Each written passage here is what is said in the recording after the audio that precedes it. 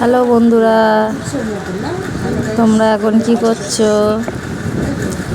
দেখো, আমাদের তো জল ট্যাঙ্কি পরিষ্কার করা হচ্ছে।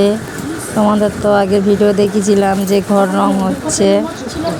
তা এখন তোমাদের দাদা ভাই বললো জল ট্যাঙ্কিটা পরিষ্কার করে নিই।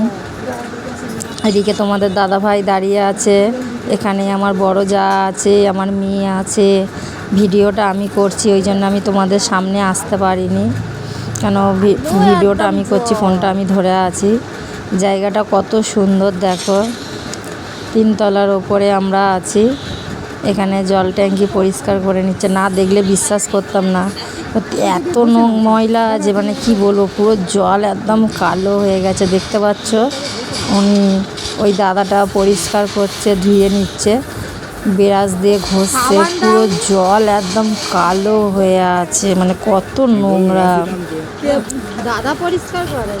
তোমাদেরও যাদের বাড়িতে এরকম ট্যাঙ্কি বসানো আছে, তোমরাও এরকম পরিষ্কার করবে, নইলে প্রচুর নোংরা।